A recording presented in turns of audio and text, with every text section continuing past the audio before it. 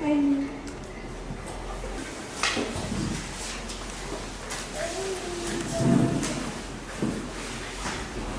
yesterday we had our baptisms and union service.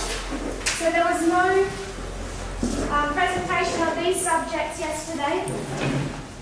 So we're going back to 2 days ago, when we finished up by looking at the Battle of Raphia. First of all, we wanted to consider what the Battle of Raphia actually is, what we expected it to look like, all of the parable lines that take us to our history,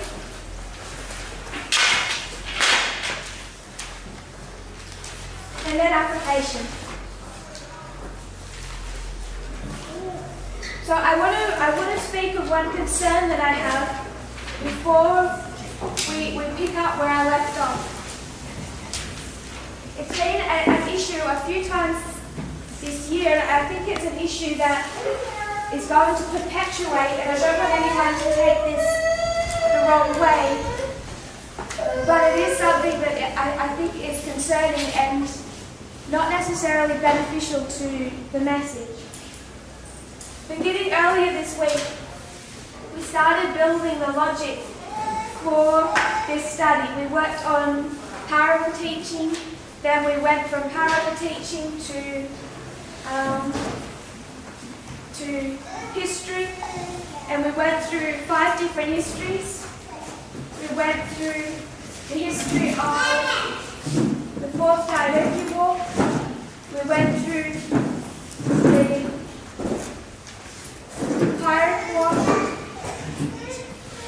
World War II, the Third Direct War, and World War I. So these are 5 wars that we've made application for to create this application. All 5 wars studied and understood over the last 2 years. We've combined to identify the history, the relationship between the King of the North and the King of the South, all the way from 1989 through to the Sunday Law. And they give us a very complete picture. By understanding, again, just externally the concept of dispensationalism, that the weapons fought in one history, portion of Earth's history, are different to the weapons fought within another portion of Earth's history. We identify the weapons that are used in this reform line is primarily between the superpowers. It's really information weaponized. And we can go back to 1989 and identify that. This history of 1989 to 91, on so many different ways, in so many different stories, it's this history of 1989 to 91 that becomes connected. So 1989, 90 and 91, we know them as the fall of the Soviet Union. This is the beginning of its fall.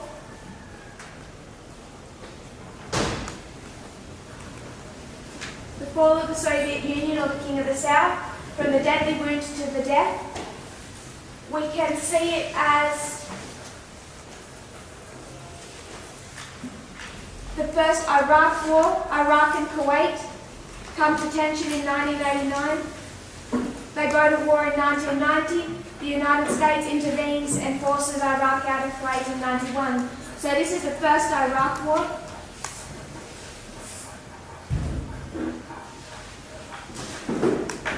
But the way we understand the information war in our time is this is also the opening up of information. So while we have an increase of knowledge, this movement has an increase of knowledge from 1989 to 91. So the World Wide Web, invented in 1989. First browser created in 1990 and then released in 1991. These 3 years are known as the Big Bang of the Information Age. So the weapons created in this history are information weapons. They they begin to be properly put together at the time of the end. When we want to think about World War I and World War II, it's in the history of World War I that we see a massive revolution take place in the way war is fought. How was war fought before World War I? Go back to the American Civil War. How did they fight? They're just on horseback with their big long guns and spears. They have their bayonets. That's how war was fought. And then you come to World War I and how are they fighting? They have the first tank introduced, the first machine guns, the first, there's quite a list actually.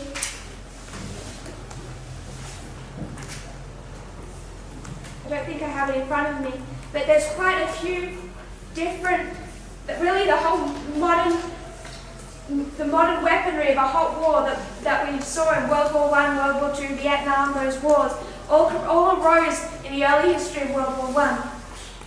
If you were to just think about the tank and the machine gun and the airplanes, chemical warfare, all of those things were created and used in those early years of World War I. So that is raised up in World War I and that becomes the weaponry used in World War I and World War II.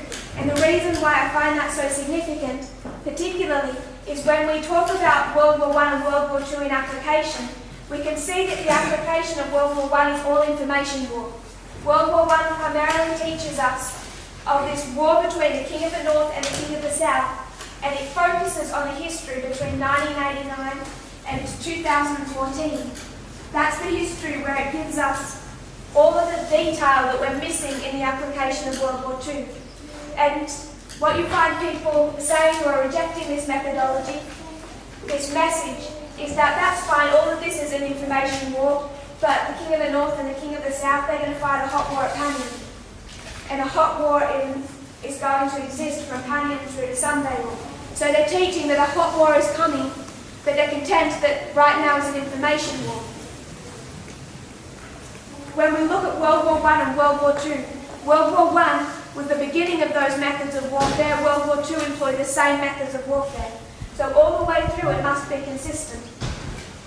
There was no new weaponry in World War II that wasn't just some tweaking of what began in World War I, whether it was chemical weapons or aircraft or submarines or tanks.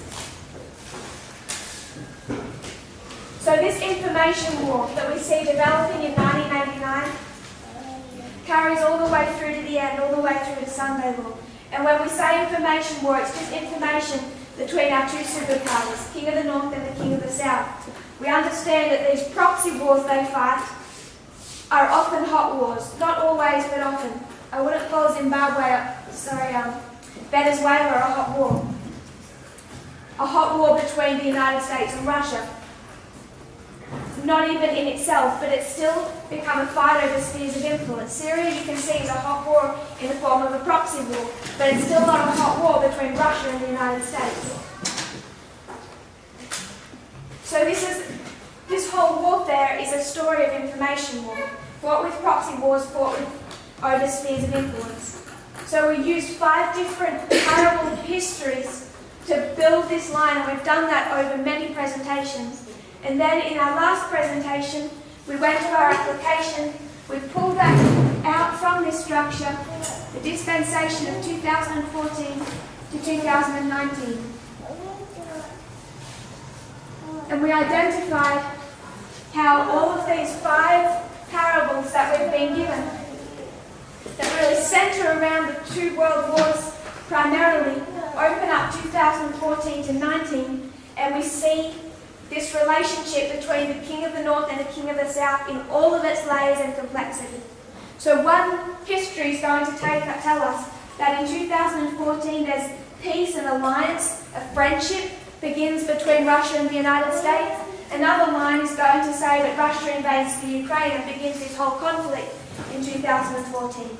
Both are correct. Both things happen. We're going to see one line tell us that in 2019 war began, and another line is going to tell us war ended. Both are completely accurate concepts. The United States and Russia Russia have been at war since Iraq. There's been this conflict and this fight over spheres of influence since the Iraq War began. It's fought through the presidencies of George Bush Sr. and through Obama. And now we have Trump, who's going to make peace and end that war. He's going to give Vladimir Putin what he wants and establish this good relationship between them. And we may notice that in the last month of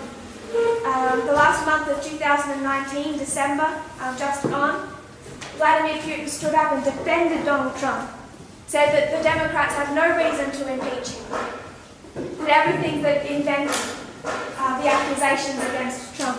So we see their relationship stronger than ever, and you would think that this really was marking peace. At the same time, we have another history that says this has all just been peace. Now the war's really going to begin. Now they're going to come into direct conflict in the near future, leading to panic. Both concepts correct. So I know there are others, and we haven't used Daniel 11 or anything else, but these 5 histories give us a complete and very detailed model of the relationship between Russia and the United States, all the way back to the history of the Afghanistan War in Civil War in 79 to 89. The concern that I wanted to raise and just address briefly is that we've done all that with the presentations and laid a really strong argument. And then what has happened is people have taken the conclusion, typed out the conclusion in a couple of dot points and posted it on social media. And that's what I want to discourage. Because something like that, it might sound helpful, it might be done with the most honest-hearted intentions, but it does damage. Because the presentation wasn't even yet uploaded. And before it's even uploaded, Elder Jeff has already started his counterattack. Because he knows everything, he knows the dot points of what I presented, he knows none of the histories, none of the argument, no people watching his presentations or following him know the strength of the argument. The people even in this movement haven't seen the strength of the argument, and they've just been given a conclusion. And for me, that's dangerous. And we've seen that through this year when we teach about equality or the wearing of trousers, and people are given the conclusion and not the step-by-step, methodical laying down of evidence and logic that built to that conclusion. So I would request that if that's a practice that anyone is engaging in, those posts are taken down and it doesn't happen in the future. And if you see it happen again, correct your brother and sister and ask them not to do that. People are not watching these presentations or following presentations like they should. Most of the people that have left this movement have not followed the increasing light. You can see the 2 groups of people. One followed the light and they're strong in the message. The other group did not follow. They haven't watched as the light has increased and developed. And even though people might be on the right side now, to receive the conclusion of the studies that were laid out for a whole week, the vast majority of people are probably not going to go back and actually watch those presentations. And all they'll take is the conclusion, and it's a false sense of security to see the conclusion and not the logic that built to it. So, if you want to share light with your brethren, please direct them to the presentation. Tell them to go back, not just to the presentation where it's presented. Go back a few presentations to when we start laying out the logic, all of the wars. And then you know that by the time you've come to the application, that it's impossible to reject the light. You can see the evidence for yourself. But that's been a consistent issue through the year. If we were to just say on social media, it's been demonstrated that a woman can be ordained an elder, people start leaving the movement. And they're leaving because they're hearing the conclusion before they've actually been directed or had an opportunity to watch the studies that lead to that conclusion. I just want to encourage people to use social media a little more carefully than that.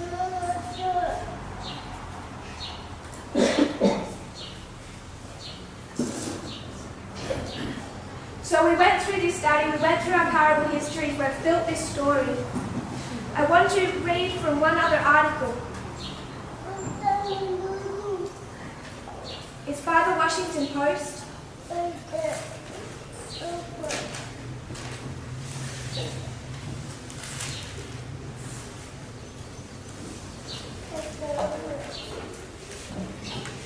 There's two articles I just want to direct you to.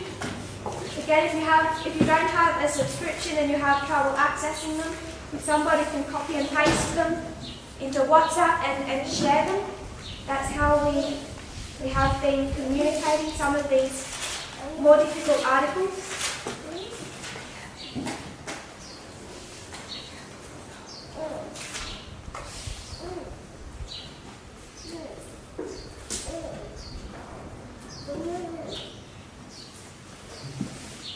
It's called Why 2019 Was a Turning Point in the Global Battle for Democracy.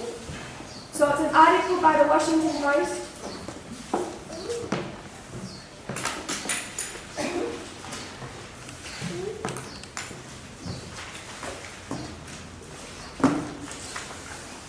Why 2019 was a turning point.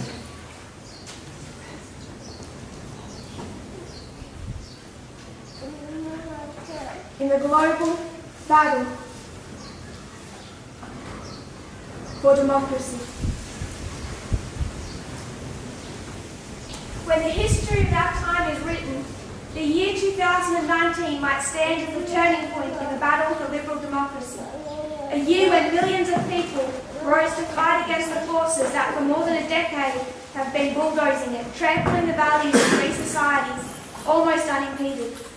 The Arab Spring uprising that began the decade starting in Tunisia in 2010,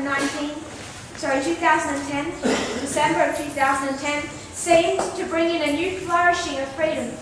Most of those rebellions soured, and since then we've watched the forces of authoritarianism stage an aggressive comeback. Leaders such as Vladimir Putin, Xi Jinping, Al-Sisi, Erdogan cemented their power and inspired imitators around the world. In 2019, we have finally seen protesters, voters and activists reassert their belief in democratic ideals. The results in most places remain inconclusive, but the battle has been joined. From the United States to Eastern Europe, from Africa to Asia and Latin America. The pivotal contest is taking place in the United States, the country whose deep democratic roots make it well equipped to defy the authoritarian trend. The United States remains a vigorous democracy, but it too is one of the nations where democracy, according to Freedom House, has weakened significantly, thanks in part to a president who launches incessant attacks on the rule of law, fact-based journalism, and other principles and norms of democracy. This year, that president, Donald Trump, was impeached in a historic vote, although the chance that legislators will remove him from office remains almost non-existent. Impeachment signaled that many Americans strongly reject his assault on democratic norms. The 2020 election will determine whether the nation that has been an icon of global freedom will shift to a democratic path or continue on the rutted road to authoritarianism, which would have ominous implications for freedom around the world. The fight was also joined in Eastern Europe, whose people emerged from behind the Iron Curtain to embrace democracy in the late 1980s and early 1990s, only to fall under the spell of autocratic leaders over the past decade from 2010.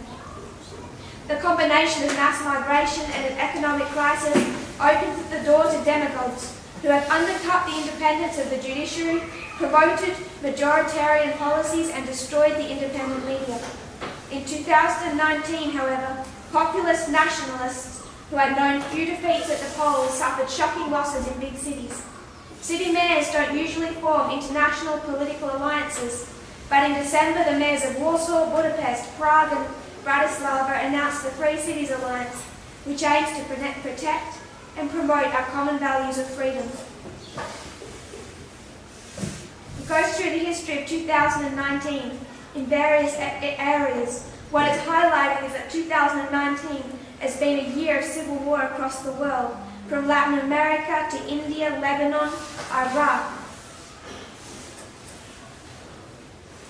Whether or not history determines that 2019 was the year when the people started to turn the tide against autocratic nationalists will only be known in retrospect. The forces of democracy joined the battle with ferocity. The outcome of their efforts will become evident in 2020, in what will be the central contest of our time.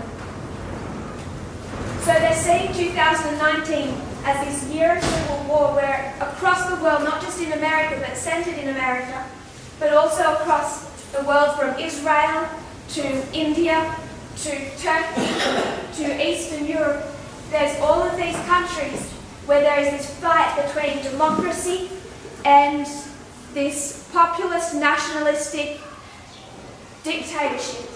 And they're saying that we will only know, they are saying they will only know in 2020 in the election whether or not this has been a year of success or failure. We all know how that's going to end. So we took this year, 2014 to 2019. We took many of these different countries. We took Syria, Turkey, Venezuela. We talked about Libya. We talked briefly about Yemen. We talked about Africa and Ukraine. And we showed and bookended how we marked this process beginning in 2014. And how that story that began at this waymark reaches its conclusion in the year of 2019. Whether it's Syria, the beginning of American and then Russian interference, culminates in 2019. And when it comes to Syria, do we think the conflict over Syria is over? No. How do we know that? One of the stories that we've used is that this is a 10-year Afghanistan proxy war that leads to the defeat of the King of the South, and we use Syria to demonstrate a 10-year proxy war that leads to the defeat of the King of the South. So when did the Syrian civil war begin? 2011. So when is it finally going to end? 2021. So we know full well that the conflict over Syria is not over. We've known that was taught last October 2018, over 14 months ago. So when we see this victory for the King of the South at this waymark, we're not by any stretch of the imagination saying that the conflict over these spheres of influence is over. What we are identifying is that by the time we get to the end of 2019, Vladimir Putin has by far the upper hand and control over these regions. We know full well he's not going to keep it. So because the conclusion of these subjects was placed online, it made its way to Elder Jeff, and I just want to make one point. He's attacking those studies already without understanding or knowing any of the evidence to back it. And what he's saying is that Russia did not have any victory in 2019. So he's saying that Syria, because America has completely relinquished Syria, and Vladimir Putin doesn't, for him, have control over the whole country, though he does, he's saying that therefore Syria cannot be Trump removing the troops from Syria and Vladimir Putin moving into that region does not mean victory for Vladimir Putin. For me that makes no sense. But I want to go away from that part that makes no sense into a deeper problem that he just began. He's saying that 2019 is not a victory for the King of the South. What's his problem now? He's rejected. Sorry? He's rejecting the Battle of Raphia. What is he teaching? What is the one message that they have? They have one message based on Theodore's chronology. And that is that June 2020 is the beginning of what? July? July 18, 2020 is the beginning of what? Padium. That's 6 months' time. So he's teaching the Battle of Padium, and he just rejected the Battle of Raphia. So somehow, however they want to do that, they're going to need to come up with a logic and an evidence for the Battle of Raphia, not in the last year, but sometime between January and July 2020. They've rejected Raphia, but they're saying we're 6 months from Pani. Can you see that? But that's all I wanted to mention about the logic that they're employing. I'll review this one more time. What these five wars told us. They told us that from 79 to 89 there's a 10-year proxy war. They told us that the King of the North and the King of the South are coming against each other. The King of the North has two important allies, the Mujahideen and the papacy. With these two allies, the King of the North defeats the King of the South. The United States defeats the Soviet Union, but from the inside, by weakening it from the inside. And then 1989, the Berlin Wall falls, November 9. And who does that work? The people within the Eastern Bloc. It's the people within the bloc. You do not see the other kingdom in this waymark, do you? You don't see at all the United States on November 9, 1989. This is a story of the weakening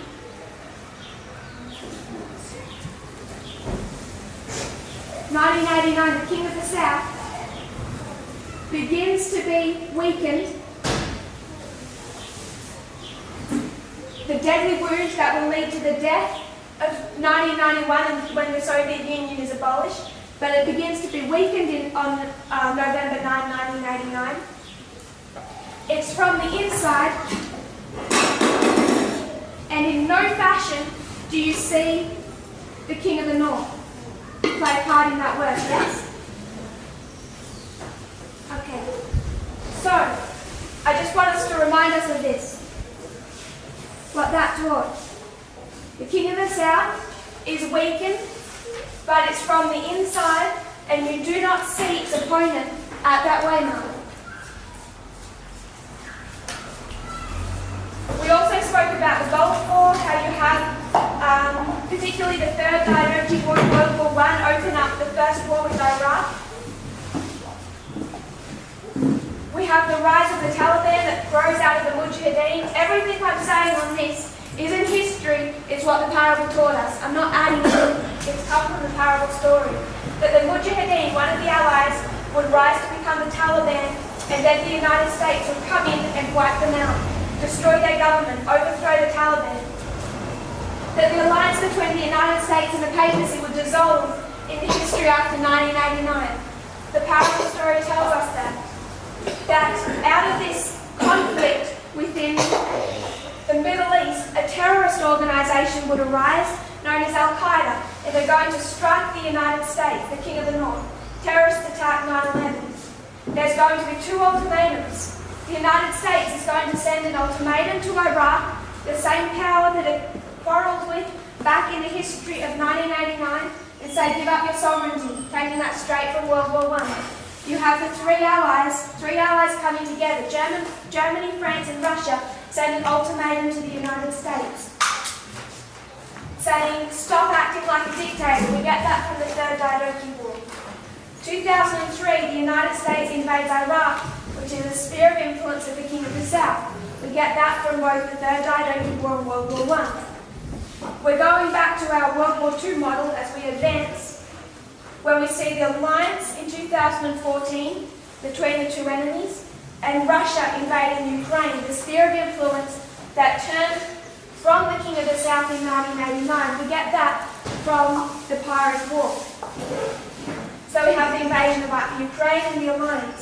Then we have Trump being sent by Putin into the United States to overthrow the government, to take on the three branches, the executive, the legislative and the judicial. We get that from World War I and Germany sending Lenin into Russia. November 8, 1917, November 8, 2016. That work of overturning the government occurs. 2018, we see the alliance crumble, but it's also repaired. We get that from the Fourth Dynasty War, World War II. Then we have the Battle of Raphia, and we get this from all of them. They tell us different things about what this battle looks like because there's layers. They tell us about how there's this war over this sphere of influence and how there's been proxy wars fought. And we see that in these wars, these battles for these spheres of influence, one history is going to tell us it's the end, one history is going to tell us it's the beginning. And in 2019, was the United States defeated? Yes, but it also looks like a peace treaty. So I won't repeat that. We've laid all out about the Battle of Raphia. Then we come to the Battle of Panion. We know the United States is going to come back, take all those spheres of influence. We mark Islam at Panion, and the deadly wounds, the beginning of the fall of the King of the South, and the rising up of the papacy. So this is the conclusion of what we have covered in this time frame. I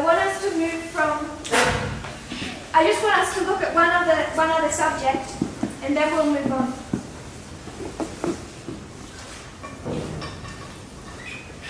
It's just another demonstration, and we can make this interactive, of why this had to be Donald Trump. Remember what those who don't accept this are teaching, what they believe, is that Trump or Clinton, either one of them could have fulfilled all of this history, could have been the one that brought in the Sunday law. We know that Vladimir Putin isn't going to work through Hillary Clinton. We talked about yesterday about the fall of Gaddafi, or 2 days ago about the fall of Gaddafi and Clinton's work there, the mortal enemies that Clinton and Vladimir Putin became.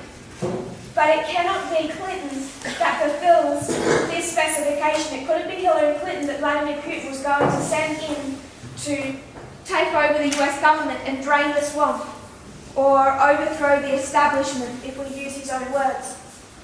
If we were to look at the presidents through this history, who's our first president we mark? We have Reagan.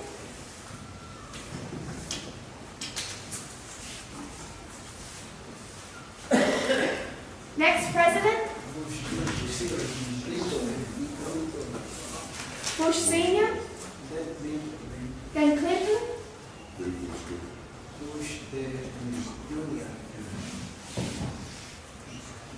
Bush Jr. Obama.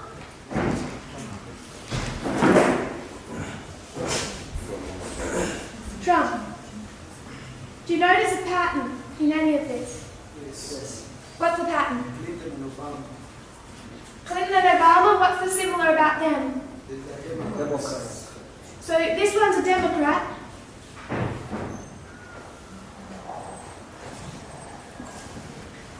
And this one's a Democrat. Reagan and Trump. Sorry? Reagan and Trump. Clinton and Trump? Reagan again. Reagan and Trump. Reagan and Trump? Yeah. What about these two? Father and son. Father and son. You have father and son?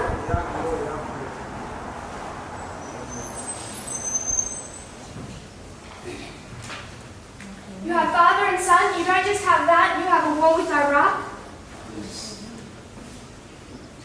You have a war with Iraq. Bill Clinton, despite being married to her, she was involved in his government, worked with the Clinton, Hillary.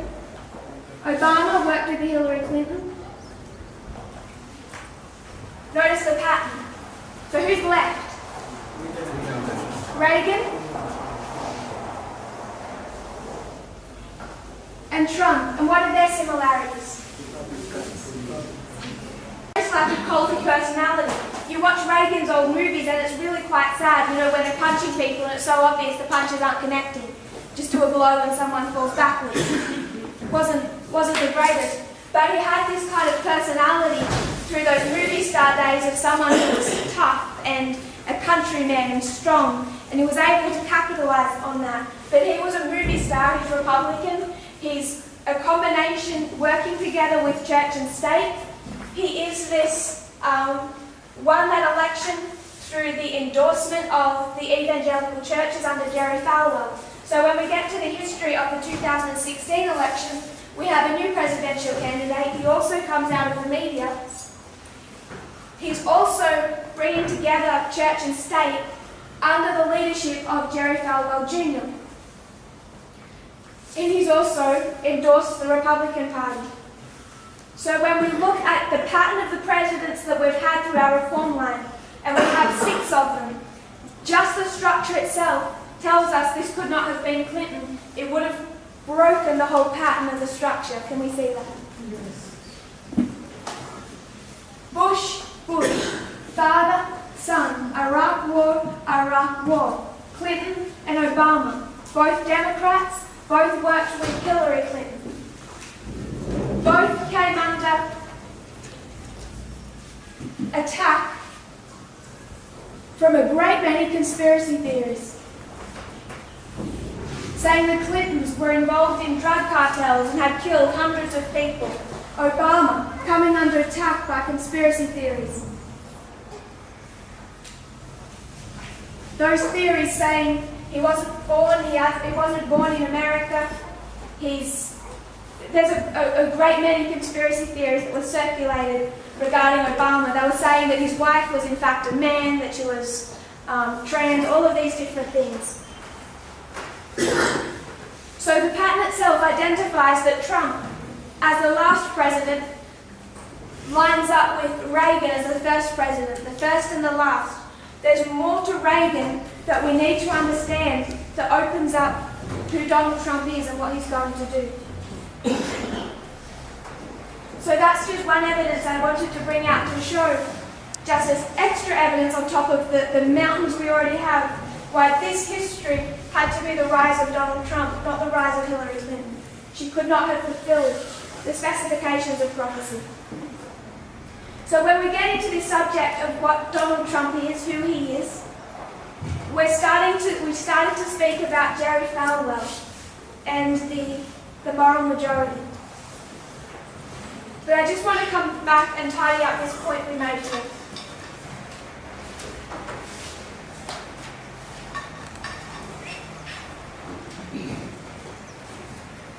One of the attacks being levelled against this message majorly misconstrues what we have taught over the last 14 months. One of the things that they're saying that I taught that the Battle of Raphia would be November 9, 2019. And on November 9 we should see a victory for the King of the South. So they're saying that this is a failed prophecy. And that's why I wanted to bring us back to this story here. What did we actually expect? And if you follow the presentations, I did try and introduce this concept prior to November 9. This is the model we have from 1989, and we have 2 different models that take us to November 9. One of them is the history of 1989 and the 30 years, November 9 to November 9, but there's another study on the revolutions.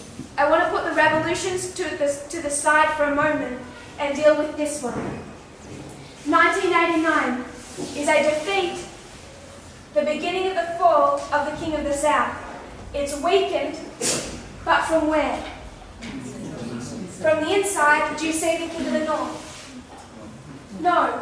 So when we see that the King of the South has a victory, that there's this Battle of Raphia over this time period, what I believe and have taught is that November 9 is not connected to the Battle of Raphia.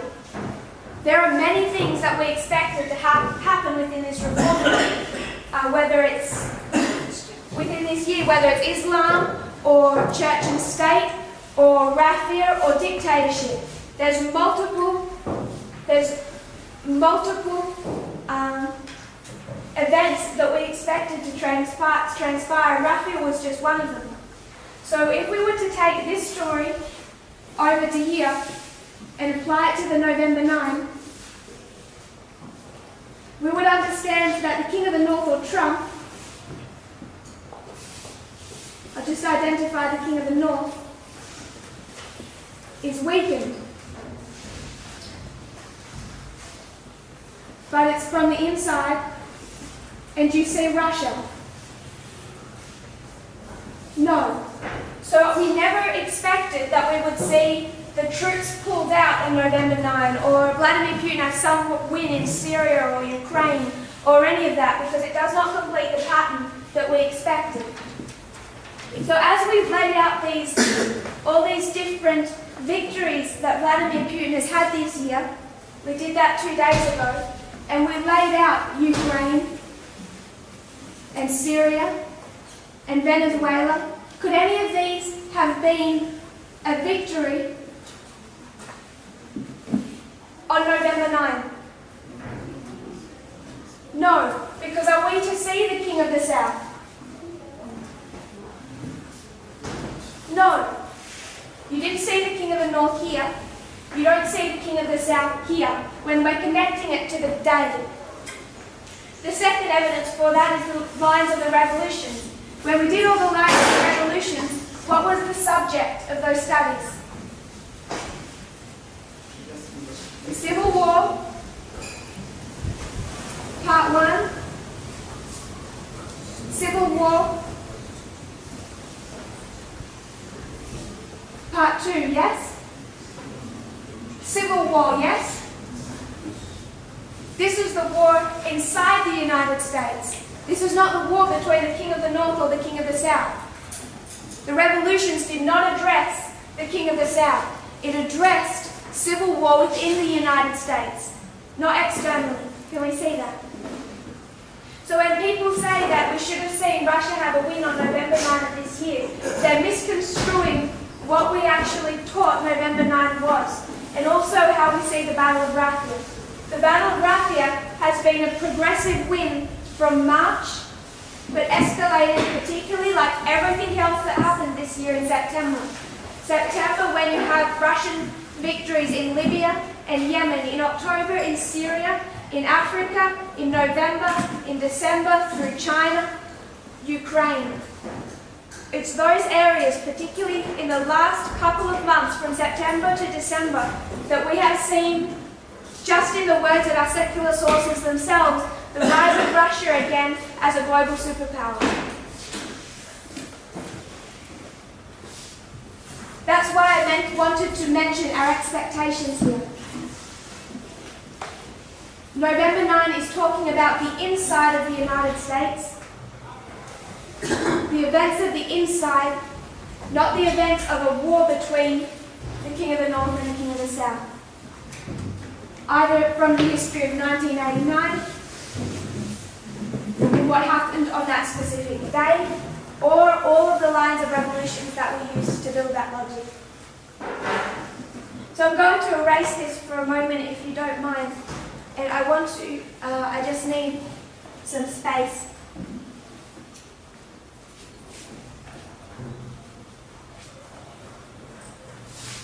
I'll just create some space.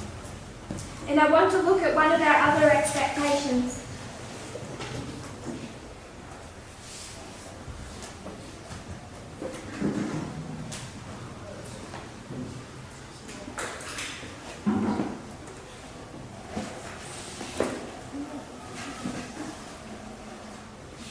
Coming back to this model of Reagan and Trump.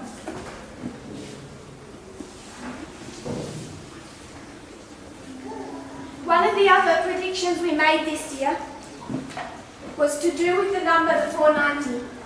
It took us back to 1529, which 490 years later takes us to 2019. And there were two main events in 1529 that we have highlighted in the presentations over the last 14 months as expectations to be fulfilled in the course of this year. The first one I want us to just briefly touch on is the restraint of Islam. The restraint of radical Islam. So if we were to plot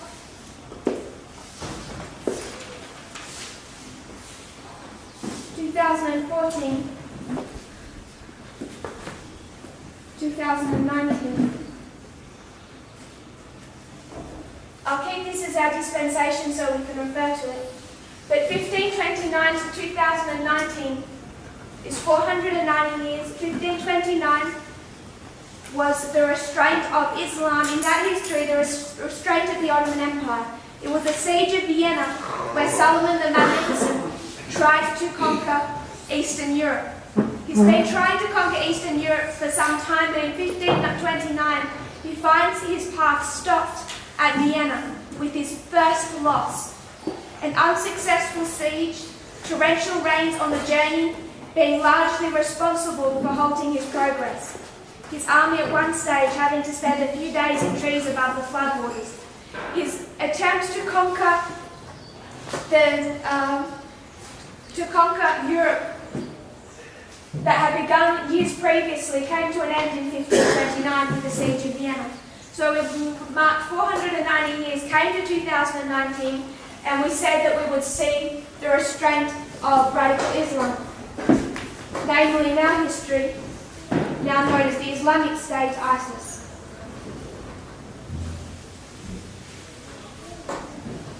Have we seen this fulfilled? Yes. So we come to March 23rd. March 23rd, what happens?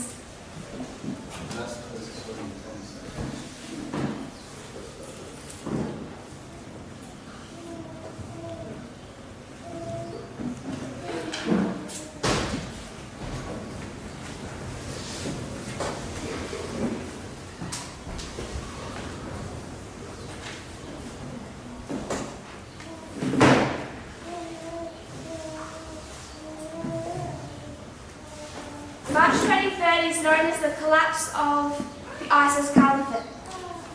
ISIS' self-proclaimed caliphate in Syria and Iraq came to an end on March 23rd, 2019, when the Syrian Democratic Forces, backed by the US-led international coalition, liberated the town of Baghouz after a tough 6-week battle. So we see the restraint of ISIS in 2019. This was the last town that they held. With its capture, the caliphate collapsed. But the collapse of ISIS didn't end there. We come down to October 26. And again, I said before, I tried to highlight in the last presentation that it is 2014 and to 2019 bookended. So the caliphate begins in 2014, yes? Yes. It collapses in 2019, yes? Who becomes the caliph? Baghdad. He's the head of that caliphate. October of 26, there's a strike, and he's killed. Not just he, but also the second in command. So from 2014, again we're bookending, and we did that. We did this bookending all the way back to our subjects of Syria and Venezuela and Ukraine. We bookended all of those. I think we had about 6 or 7 listed, 6 or 7 victories for Vladimir Putin in spheres of influence this year, and every one of them, whether it was China or Africa, we took back and bookended it in 2014 and showed it concluded in 2019. I didn't include ISIS then because it wasn't relevant to the subject of the King of the North or the King of the South. But even when we see the collapse of Islam, we can do the same thing and take it from 14 to 19.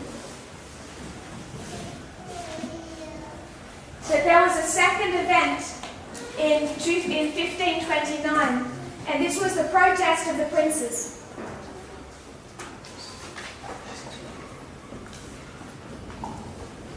And what are they protesting?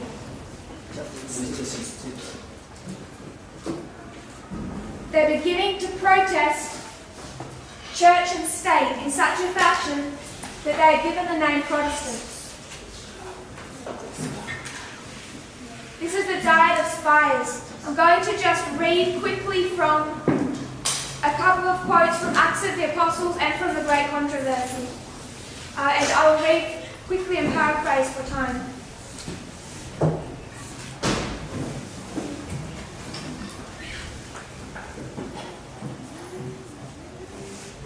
The principle for which the disciples stood so fearlessly, when in answer to the command not to speak any more in the name of Jesus, they declared, "Whether it be right in the sight of God to hearken unto you more than unto God, judge ye," is the same that the adherents of the gospel struggled to maintain in the days of the Reformation. When in 1529 the German princes assembled at the Diet of Spires, there was presented the Emperor's decree restricting religious liberty and prohibiting all further dissemination of the Reformed doctrines. It seemed that the hope of the world was about to be crushed out. Would the princes accept the decree? Should the light of the gospel be shut out from the multitudes still in darkness? Mighty issues for the world were at stake. Those who had accepted the Reformed faith met together, and their unanimous decision was, "Let us reject this decree. In matters of conscience, the majority has no power." This principle we are in our day firmly to maintain.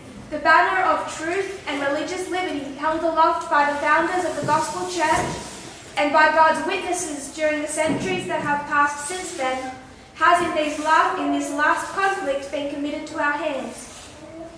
The responsibility for this great gift rests with those whom God has blessed with the knowledge of his word.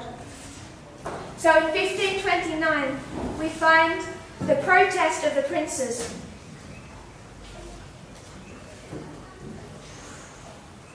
And as they protested against the coming together of the Holy Roman Empire and the Roman Catholic Church, so we marked 490 years and said we would also mark in our time, in 2019, we would mark church plus state. Did the church and state come together in 1529? They did, but was that something new? They've been coming together in history previous. In the history of 2019, had church and state already been interacting, coming together? We mark that all the way from Reagan, moral majority. But we also see in 2019 church and state, and connected to that, someone must begin to raise a protest, yes? So I want us to come back to what we have been already laid out regarding the history of church and state in America.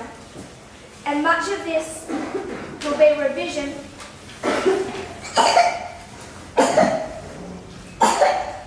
A revision for many of you. But we'll add a few things to it towards the end.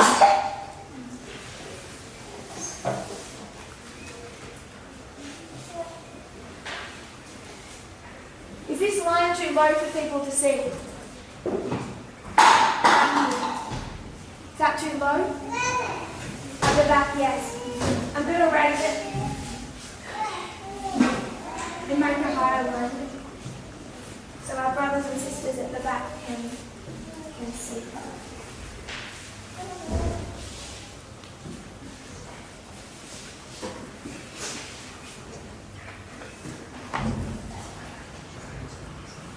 We bring ourselves back to 1989. We're going to go previous to this, 1979. In 1979, an organisation was formed known as the Moral Majority.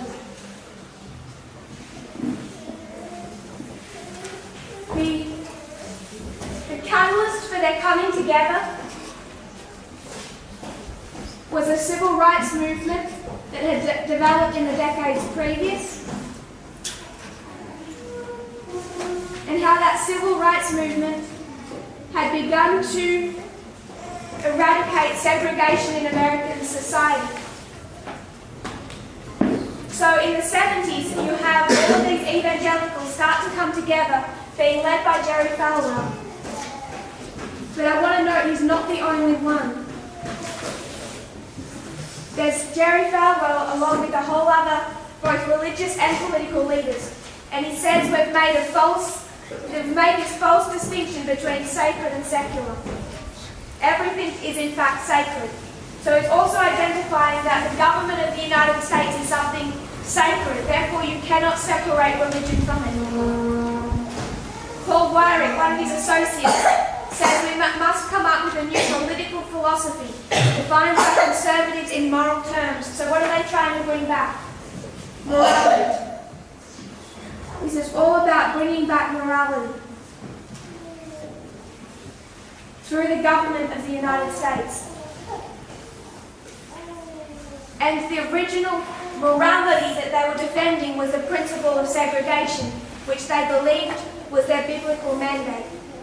So they became the leaders of this Christian right movement in America. They would say, Jerry Falwell said, we're fighting a holy war. What's happened to America is that the wicked are bearing rule. We have to lead the nation back to the moral stance that made America great.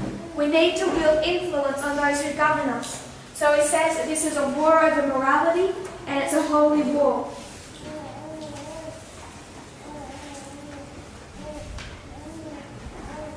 They have their first victory when they get Ronald Reagan elected. Ronald Reagan, that we've marked up here, lining him up directly with Trump. So their first victory is Reagan.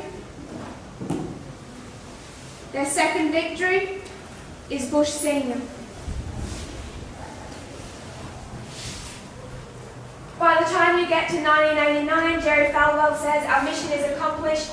We've established a government in the United States that will make long-lasting change, and the moral majority dissolves itself.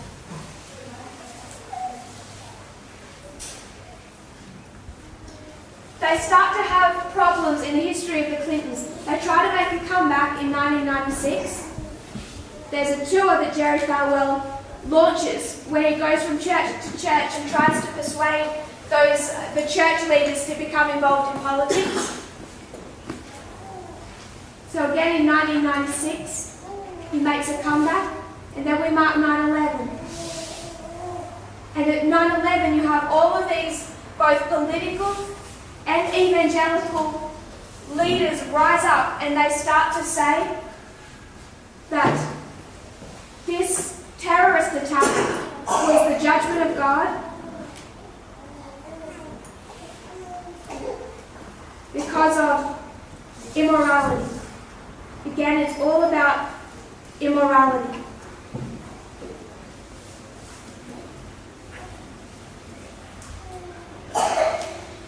After this point in time, after 9/11, through these years, they're still fighting against this secularization of American society. But they start to really lose that battle in the history of Obama. So we mark Obama, really can mark him around 2008. We can mark Obama, and they really start to lose in that war. And we understand that they began out of racist principles. Ellen White says the mindset of the South, that racist mindset, never changes. It didn't change from the history of slavery. It didn't change in the history of segregation. It didn't change in the history of the moral majority. Do you think it all changed when Obama became president? No. So why did they like him? They didn't like him because of the colour of his skin. The same racist principles that have been the stumbling block of America from the very beginning and were demonstrated through the history of the Civil War, through the history of segregation, through the Ku Klux Klan, through the moral majority, all come into our time. None of that mentality has been properly dealt with. So we come down to President Obama. And now we start to see these forces start to rise again, just as they did prior to Reagan. They start to come together because of the civil rights movement. Obama is in himself a type of civil rights movement. He starts fighting for minority rights, tearing apart church and state, handling immigration with compassion, talking about equality and what America is to become. It's another form of the civil rights movement, and they respond in the same way. This time Jerry Falwell is dead, and they're going to respond through his son. And we can mark that process in 2014. But I'll make a little more space. I want us to consider the nature of this. So we're going to go to a couple of different sources.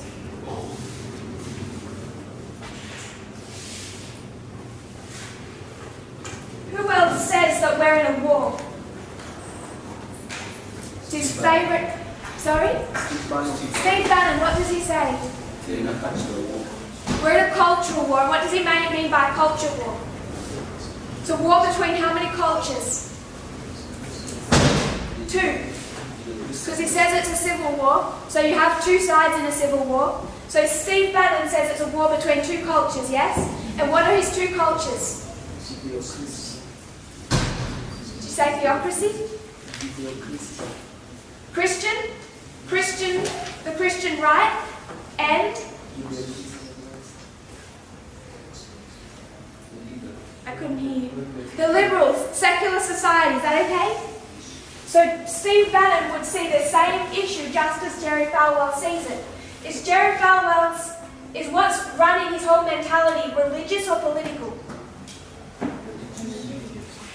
It's a religious mindset that is impacts how he handles the political situation, yes?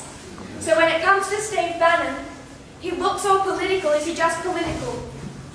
Because he terms it as a culture war, and he sees it as this clash of 2 cultures. One of them is conservative Christianity that he believes has been the bulwark of not just the United States of Europe, and he connects that also with the type of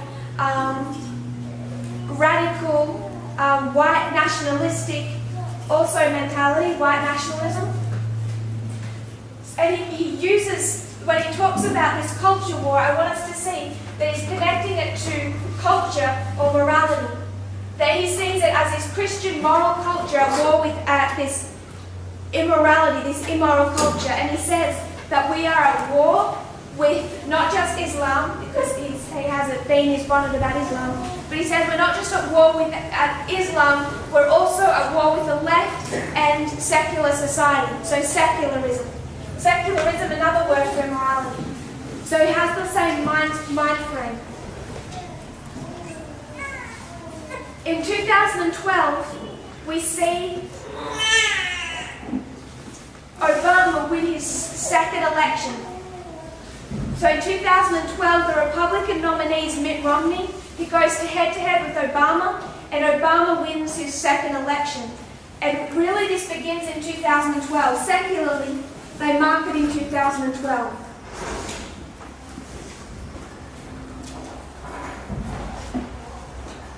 This is when Steve Bannon, also others, but particularly Bannon, they start to consider how they need to turn America around, how they need to set up some type of moral majority institution and change the government from secular to one supporting white Christian fundamentalism. So he starts considering in 2012 in a very serious way how to do that, and then in January of 2013 he calls a meeting in Breitbart Embassy. So 2013, Steve Bannon calls a meeting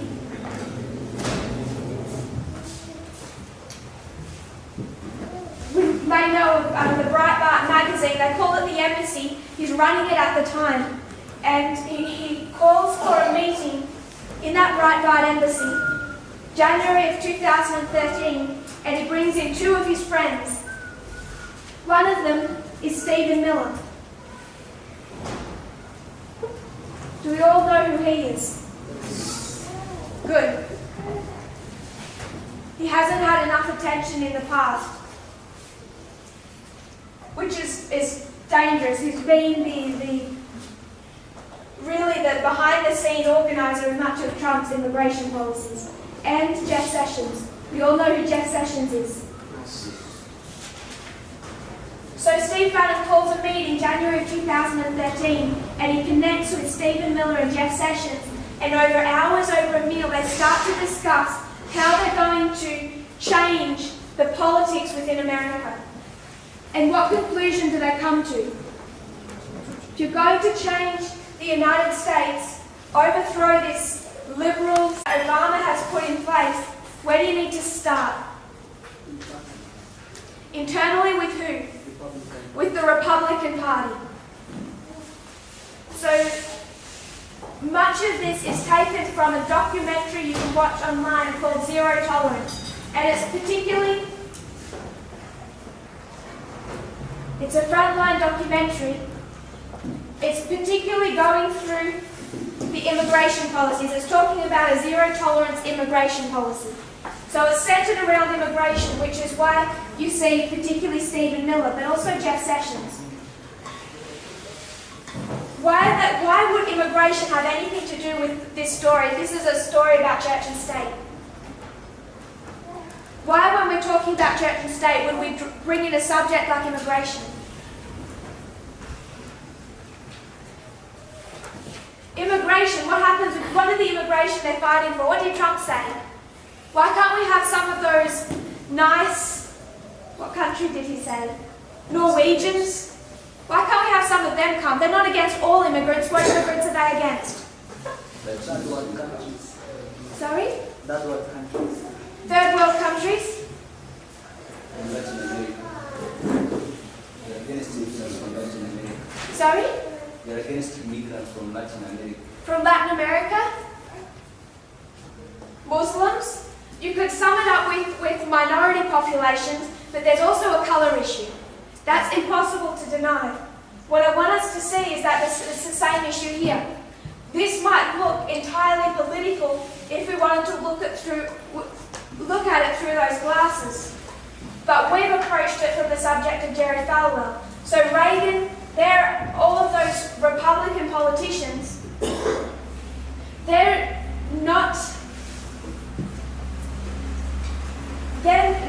supporting evangelical Christianity, but the wishes of evangelical Christianity, what they want is to support their ideas of the West. Their ideas of the West being a country that is dominated and controlled by a white Christian majority.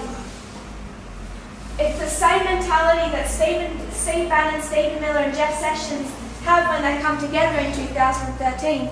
That's why it centres around immigration. How are they going to protect their white Christian majority idea of the United States if there's all of these immigrants coming in from third world countries?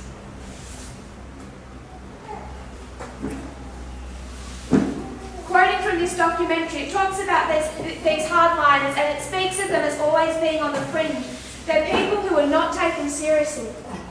They decide that if they're going to change the United States and bring it back to its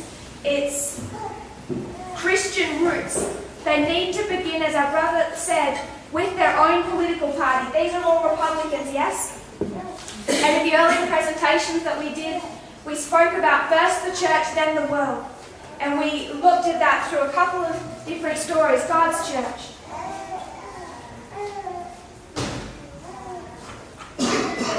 First the church, then the world. We looked at it through Satan's church. It's the whole lines of the counterfeit that we've been discussing over the last 14 months. He must first fix his church, and then the world, and we can watch in real time as Francis starts to do that. And then we also can look outside to that, and we can look at the rise of a dictatorship. We looked at Vladimir Putin, but you can look at Trump. You can look at the evangelical right. First, they must deal with their own political party, the Republicans. And then the world. First their own country, First the United States, and then the world at Sunday law. So for God's people, it's first the church, then the world at Sunday law. For Satan's church, it's first his own church, and then the world at Sunday law. For the evangelical right, first they have to deal with the United States. They have to take it back from these secularists from Obama. They have to set up their own country in a church and state model. And then at Sunday law they go to the world, yes? So you have the same principle. And then we also discussed how you see the United States, just as God's church is in 2 steps, so the United States is in 2 steps. If they want to take over their own country, the first step must be their own Republican Party. Begin with your own party, and then you go to the rest of America, the rest of the government. So the first of a 3-step process by which we see this occur is for them to deal with their own Republican Party. And that's the decision that comes out of this meeting with Steve Bannon, Steve Miller and Jeff Sessions. They wanted to take someone down from the GOP being the Republicans. And they have someone in their sights. The House Majority Leader is a man named Eric Cantor.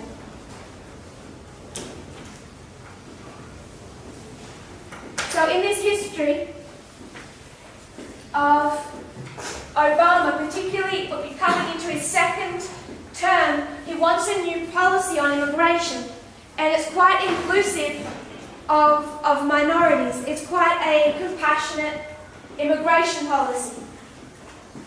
And you actually find the Republicans supporting it. You have not just the Republicans, but also main conservative speakers, Fox News hosts, saying we need to be more compassionate towards immigrants. We need to see their needs, see them as human beings. We need to meet their needs. And the Democrats and the Republicans, we need to come together and solve all of these issues. So there's this real bipartisan coming together to solve these immigration issues in 2013, 2012 and 13, leading into 14.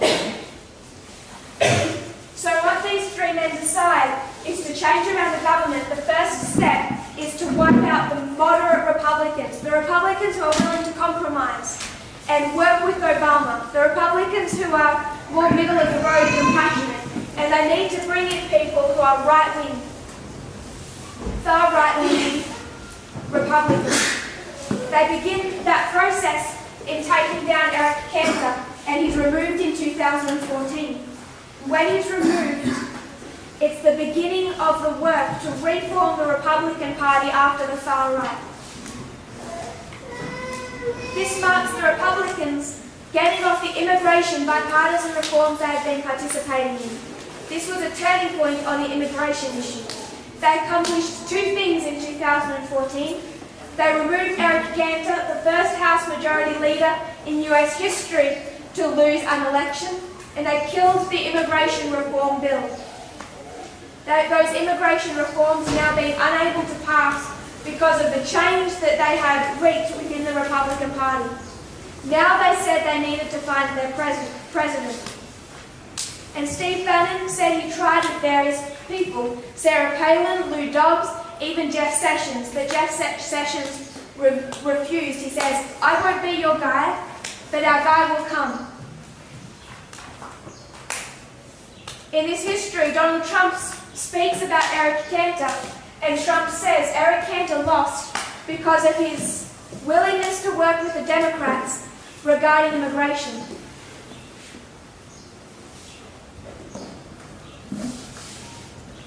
Steve Bannon decided that their man to do the further work in the 2016 is Donald Trump, and quoting him directly, he said, Donald Trump is a very imperfect instrument, but he is an armor-piercing shell. So these 3 decided to use Donald Trump as part of their plan, further plan, to overturn this liberal order. Stephen Miller quickly endorses him, Jeff Sessions endorses him, and all 3 men become still working together, still with the same agenda that they began in 2013. They began to work together to get Donald Trump elected. Steve Bannon becomes his chief strategist, Stephen Miller his senior advisor, Jeff Sessions, his Attorney General. Bannon says they needed to flood quickly and hard, the shock and awe approach. And so these three working behind Donald Trump, they propel him through that election process, they get him elected in 2016. But that wasn't the end of the battle. The reform needed to continue. Jeff Sessions started doing something else in 2014 as well. And I don't think I'm going to find the article in time. The role of the president is to elect judges to the judiciary, yes? So Obama has, since he became president, he starts this work of appointing judges as his job instructs him to do, part of his mandate. And he's appointing all of these judges to the judiciary. And in 2014, Jeff Sessions becomes, I think he's leader of the House when they win that House election. So Jeff Sessions takes over that appointment within the House in 2014. And in this year, what does he start doing? He starts blocking all of the nominations that Obama sends in for judges. So you have all of these judges, and there's all these different layers of courts of appeals, right up to the Supreme Court. All of these courts, they're called circuits. The Ninth Circuit gets a lot of attention. So judges start either dying or they start retiring, and Obama wants to appoint judges and fill their places. And so Obama will send through an instruction that such and such a judge is to be appointed to the judiciary. In 2014, Jeff Sessions just starts stalling. He won't appoint any judge that Obama elects. And he has a plan in doing this, quite a diabolical plan. Jeff Sessions' plan in 2014 is that the next president is going to be a radical conservative Republican. So if he can block as many judicial appointments as he possibly can, then when they bring in this radical right-leaning conservative, then it will be that conservative Republican government that can step in and fill all of these positions. So the reason that we talked about this, there's three enemies that Donald Trump has to conquer: the executive, the legislative, and the judicial. He took one in 2016, he took the executive. But it's been an ongoing work to take over the judicial and the legislative. How has Donald Trump now done with the judicial? There's been a lot of talk in the last couple of months, particularly the last couple of months, of how Donald Trump has, from 16 to 19, particularly this year, swung the court system in America, the judicial system, to where now they are primarily conservative, Christian-leaning judges. The reason that he could take over the judicial system was because back in 2014, Jeff Sessions started blocking Obama from being able to fill any of these positions. So when Donald Trump became president, he had all of these open spaces, and he brags about that often, about how he's been able to appoint so many judges. I think he's appointed more judges so far than Obama did in his whole 2 terms as president. So I just wanted to mark that as well. Again, it's a 14-19 bookend between taking over the judicial system and the beginning of Jeff Sessions blocking, keeping those spaces open until he could get a conservative president elected. And why is the judicial system so important when it comes to prophecy? The Western Front. Sorry? The Western Front. The Western Front? And the speaking? How does the dragon speak? Through the judicial system. So what have they just set up? They've set up a system that's willing and ready now to speak as a dragon. They've set up evangelical Christian judges where they now have a teetering on the edge, but in reality right-leaning Supreme Court. They've taken over all of these lower circuits. to such a degree, and I will just quickly see if I can't find at least one of the articles speaking of this. Even those who support Trump said one of the best things he's done this year is his work in overturning the judicial system. This is Washington Post. One in every circuit court judges is now a Trump appointee. After 3 years in office, President Trump has remade the federal judiciary, ensuring a conservative tilt for decades and cementing his legacy no matter the outcome of the 2020 election. Trump nominees make up 1 in 4 US Circuit Court judges. 2 of his picks sit on the Supreme Court, and this past week, as the House voted to impeach the president, the Republican-led Senate confirmed an additional 13 district court judges. In total, Trump has installed 187 judges to the federal bench. Trump's mark on the judiciary is already having far-reaching effects on legislation and liberal priorities. Just last week, the Fifth Circuit struck down a core provision of the Affordable Care Act. One of the 2 appellate judges who ruled against the landmark was a Trump appointee. The Supreme Court, where 2 of the 9 justices are conservatives selected by Trump himself, could eventually also hear that case. The 13 circuit courts are the second most powerful in the nation, serving as a last stop for appeals on lower court rulings, unless the case is taken up by the Supreme Court. So far, Trump has appointed 50 judges to circuit court benches. Comparatively, by this point in President Obama's term, he had confirmed 25. At the end of 2 terms, 8 years, he'd only appointed 55. Trump's appointments have flipped 3 circuit courts to majority Republican-appointed judges, including the U.S. Court of Appeals for the Second Circuit in New York. The President has also selected younger conservatives for these lifetime appointments. You serve at these appointments for the term of your entire life. The executor of this aggressive push is Senate Majority Leader Mitch McConnell. Sorry, I think I've confused Jeff Sessions and Mitch McConnell. I always do this.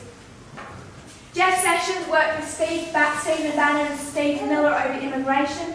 With the justices, this was not Jeff Sessions, this was Mitch McConnell.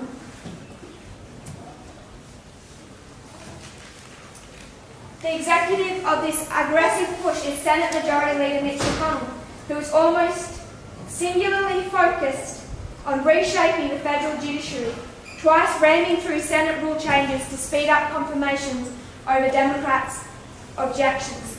He has a mantra, leave no vacancy behind, and he stated that publicly. They marked that back in 2016. The highest court in the US is the Supreme Court. In 2016, one of those judges of the Supreme Court, there's supposed to be 9 of them, one died. Obama elected someone to fill his place, and McConnell refused to allow the Supreme Court nominee to be elected. McConnell insisted on waiting until after the 2016 election, a gamble that paid off when Trump beat Democrat Hillary Clinton.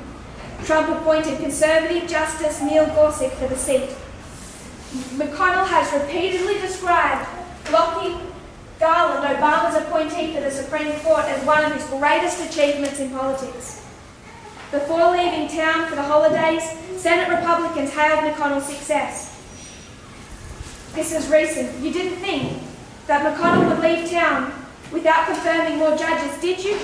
The Senate Republican Communications Center tweeted Friday, with a breakdown of the number of judges confirmed since January.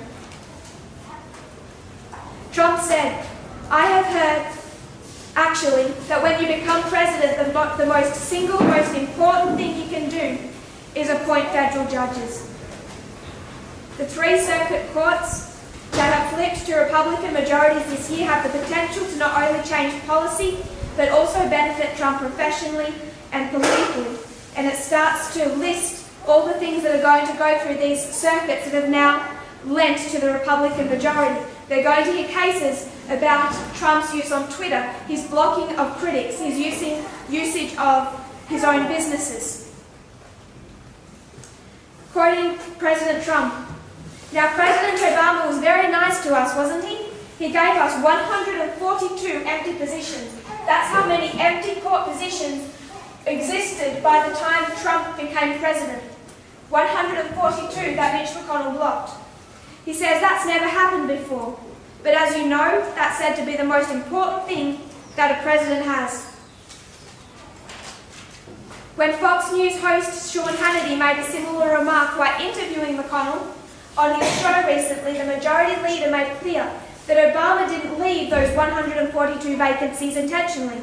"I will tell you why. I was in charge of what we did the last 2 years of the Obama administration," McConnell said, laughing. "I'll give you full credit for that, and by the way, take a bow," Hannity responded. In April, McConnell limited debate on Trump nominees from 30 hours, so the Democrats are supposed to have 30 hours to debate whether or not these judges can be appointed. McConnell changed that from 30 hours, he now gives them 2 hours, which has allowed him to push through judges at warp speed. There's a few other changes he made as well. When the Democrats lost the Senate in 2014, McConnell gained the power to stall Obama nominees, leaving Trump with all of the vacancies. It continues. But again, we're still marking dispensational bookends. The work of Steve Bannon, Stephen Miller, Jeff Sessions to work within the Republican Party begins in 2014, throwing out the centrists. We took that to 2019, and when you had the impeachment, how many Republicans voted against Trump? 0%. 100% Republican loyalty. Why? Because from 14 to 19, every Republican, from Eric Cantor all the way down through this list, has either quit or resigned that was willing to, in the smallest way, criticize Donald Trump. Now we have 100% loyalty of his political party. And what did we say was the first evidence of a dictator? They purged their own political party, yes? What did Hitler do the minute he took power? Purged. Stalin? Purged. What has Donald Trump just done? Purged. But it began in 2014 before he became president. They already began the purging of their political party. Before you have a political party that's willing to criticize the president, you have 2016, even as he's running for president, they're criticizing him. You come down to 2019 and you have 100% political party loyalty. That's one bookend. Second bookend, we went to Mitch McConnell and we looked at the judicial system. 2014, he starts to block Obama from appointing judges to fill in the vacancies in the judicial system. You get to 2019 and what has Donald Trump done? He's switched the judicial system, the method by which the United States speaks, from being a Democrat, liberal, or balanced. The Supreme Court in the past year history was balanced between 4 liberal, 4 conservative, and 1 middling. They'd always tried to keep a balance. He switched all of this to become right-leaning. In this history, there's conflict between Donald Trump and Jeff Sessions over the Russia investigation, and Jeff Sessions wants to step down. He wants to quit his work as, I think he was at that stage,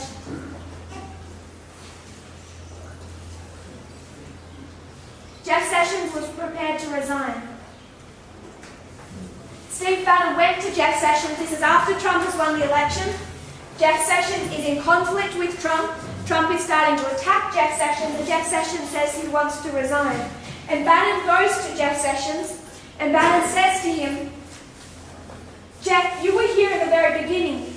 You were here with me when we planned all this back in 2013. I said, you were there from the beginning. I said, you were shotgun with me the entire time. You know what it means to ride shotgun? It means you're in the front seat of the car. If we were to go and get in the car and you were to ride shotgun, you sit in the front seat. So Bannon says, you're in the front seat with me the entire time. I said, is there any doubt in your mind that this was divine providence that put us here? What has Steve Bannon just said? Who led in all of this work in his mind? God, divine providence. Steve Bannon is doing all of this just as Jerry Falwell did, with the idea that this is the will of God and the work of God. He says, this didn't just happen. This isn't coincidence. Something has worked here. God has worked here. Trump is a very important instrument, imperfect instrument, but we are here, and you are never going to quit. And Jeff Sessions says, I will never quit. He has given the pep talk that he needed. But I want us to note Bannon's words. He recognizes he's the one that I quoted who actually gave this history of 13 and 14. You can go onto YouTube and watch it in his own words. And he's acknowledging, saying again, these three, they were here at the very beginning. They rode the front seat of this car that took them to the Donald Trump presidency and through this history, and he sees this entire journey as being divine providence or the work of God.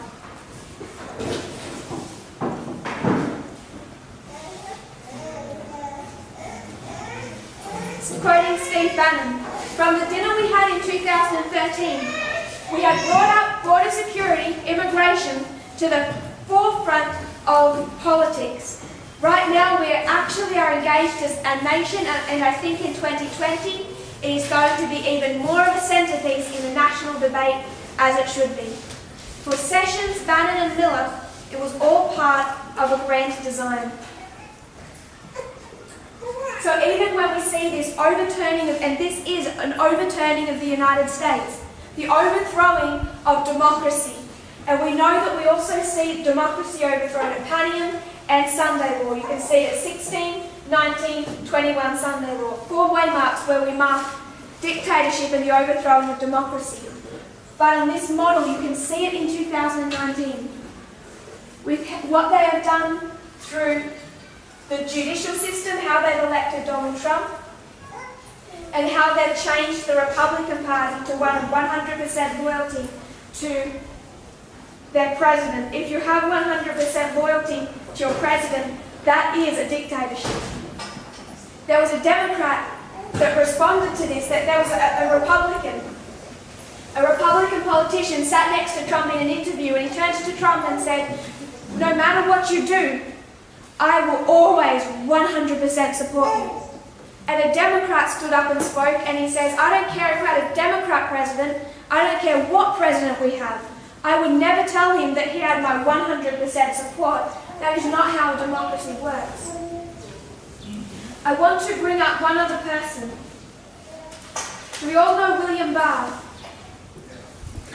William Barr is the Attorney General of the United States. He's been Attorney General before. He became the Assistant Attorney General. He's known as Bill Barr, more familiarly.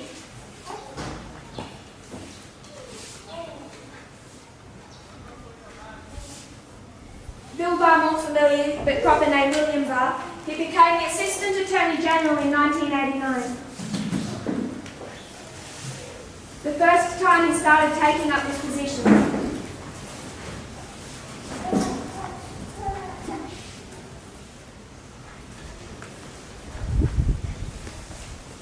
He became Deputy Attorney General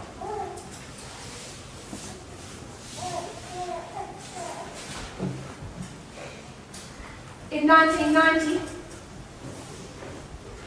and he became the Attorney General in 1991. This is the rise of William Barr. 1989, Assistant Attorney General. 1990, Deputy Attorney General. 1991, Attorney General, top position. So this was his first stint as Attorney General. And then he steps down and took other positions. He becomes the Attorney General again in 2019. I want us to look at this man that Donald Trump elected to be Attorney General. In 1989, at the beginning of his administration, President George Bush appointed Barr to the U.S. Department of Justice as Assistant Attorney General for the Office of Legal Counsel, an office which functions as a legal advisor for the President and executive agencies. Barr was known as a strong defender of presidential power. He wrote an advisory opinion justifying the U.S. invasion of Panama and the arrest of Manuel Noriega. He wrote legal justifications for the practice of rendition, that the FBI could enter onto foreign soil without the consent of the host government to apprehend fugitives wanted by the United States government. His singular characteristic is how he sees executive power. He sees the executive power, and the executive power means the executive branch or the President of the United States. He sees executive power or presidential power in its most unlimited form. And that's the characteristic he shows in his history when he's first appointed by George Bush Sr. What he believes is that the President has the farthest extreme of political power that one can debate within the US political system. He believes, he argues, and even argued recently with Trump, that the President has the complete authority to start or stop any law enforcement proceeding. So if Donald Trump is being investigated, Donald Trump as President can just cancel that investigation. He believes in a presidency or an executive branch that is above the law, and he's spoken about that. He's on a mission to use the authority of the executive branch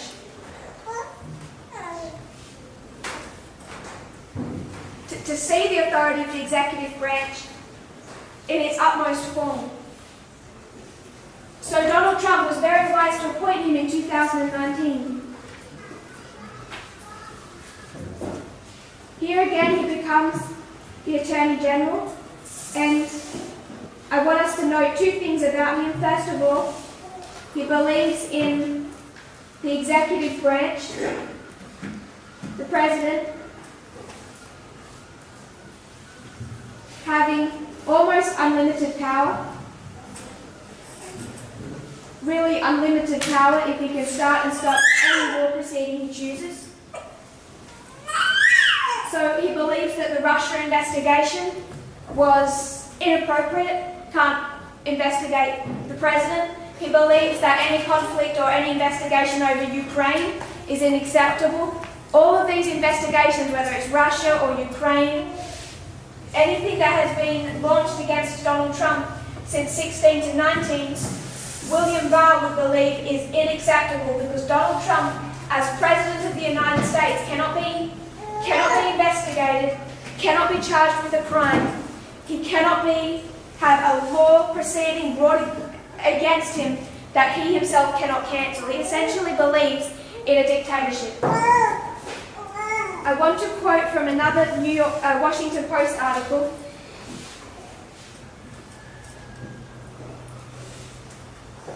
New York Times, I just found it. This is the New York Times. This one is a must-read.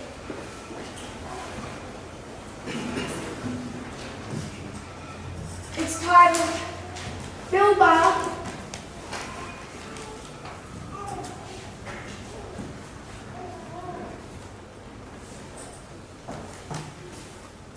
thinks America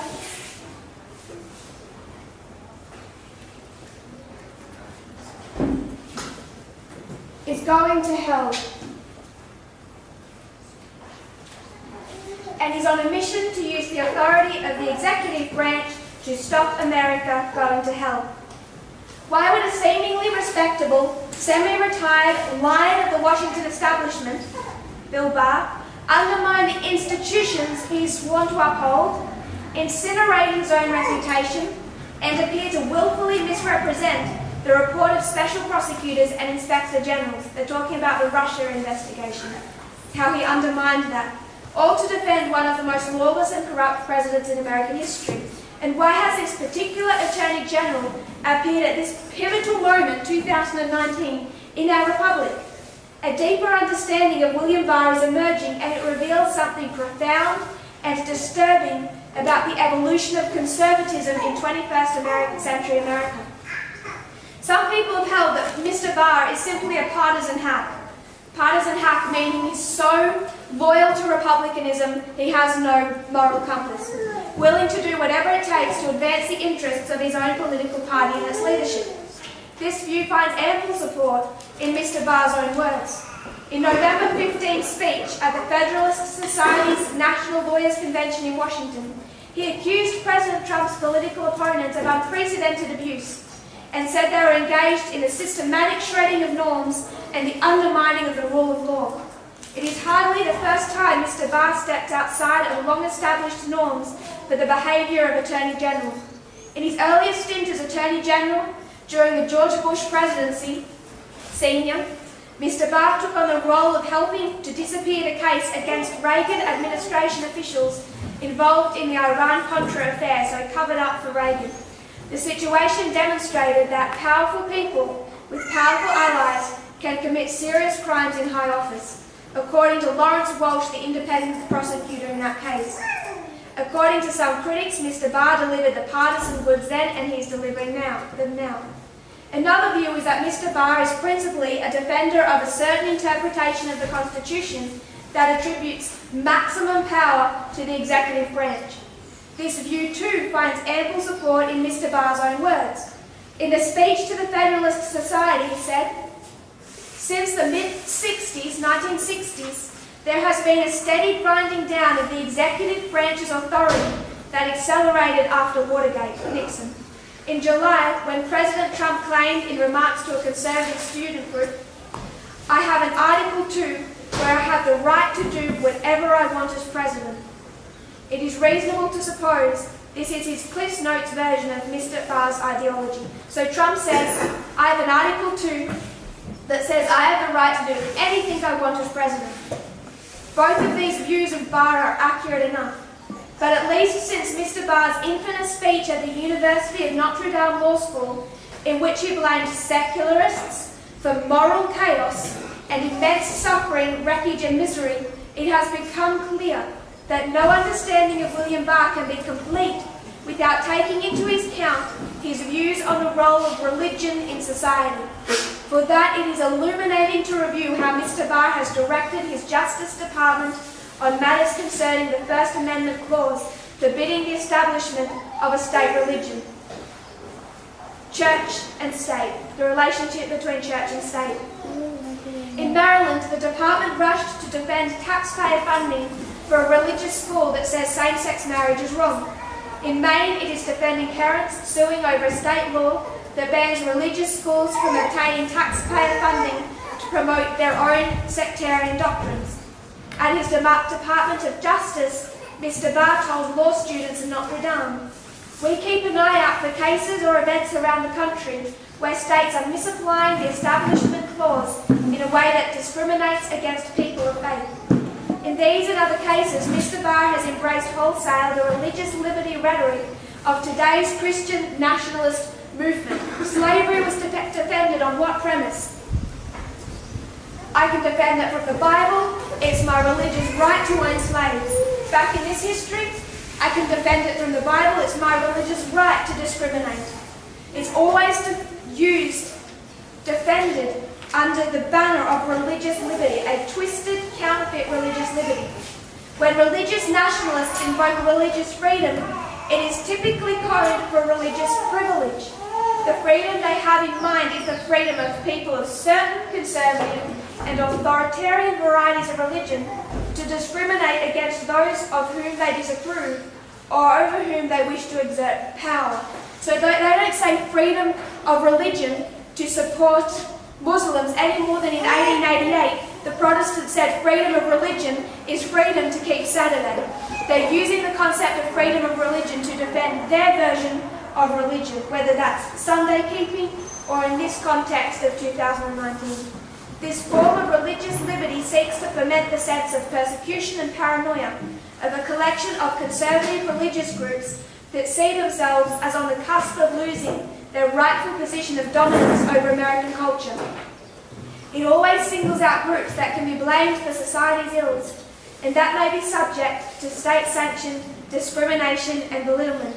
LGBT Americans, secularists, and Muslims are the favoured targets, but others are available. The purpose of this religious liberty rhetoric is not just to secure a place of privilege, but also to justify public funding for the right kind of religion. Mr. Barr has a long history of supporting this type of religious liberty.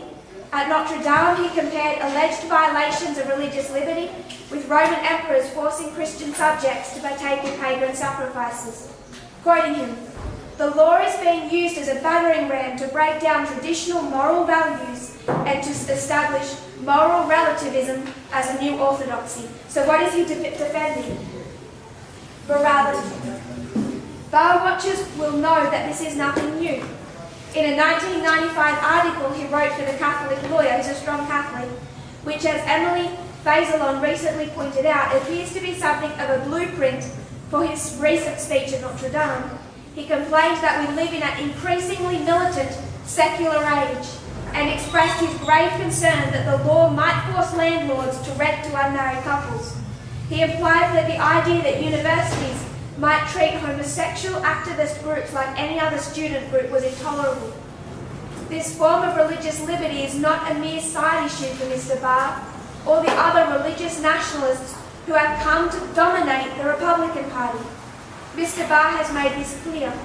All the problems of modernity, quote, the wreckage of the family, record levels of depression and mental illness, drug addiction, senseless violence, stem from the loss of a strict interpretation of the Christian religion. The great evildoers in the Notre Dame speech are non-believers who are apparently out on the streets ransacking everything that is good and holy. The solutions to society's ills, Mr. Barr declared, come from faith. Quoting him, "Judeo-Christian moral standards are the ultimate utilitarian rules for human conduct." Who said that we quoted yesterday? Vladimir Putin. North and south. Polar opposites, many ways identical. Judeo-Christian moral standards. That's what Jerry Falwell fought for. The Judeo-Christian West moral standards, what Steve Bannon fights for. Religion helps frame moral culture within society that instills and reinforces moral discipline, he added. The fact is that no secular creed has emerged capable of performing the role of religion. So what is he saying? If we want a moral society, we have to enforce morality. Evangelical Christian, and he is Catholic, Steve Bannon is Catholic, their version of morality through the government, through the Republican Party. With this ideological framework, the ends justify the means. In this light, the first two we discussed, his hyper-partisanship, support for the Republican Party, is the symptom, not the disease. The symptom is his loyalty to the Republican Party. What is the disease? His belief that his Christian morality must be enforced through the government for the protection of America. It's the symptom, his partisanship is the symptom, not the malady. At Christian nationalist gatherings and strategy meetings, the Democratic Party and its supporters are routinely described as demonic and associated with the rulers of darkness. They're using religious language. Those who support Trump have said, frankly, the evangelical leaders and politicians, that to support Trump, to vote for Trump, is to vote for God.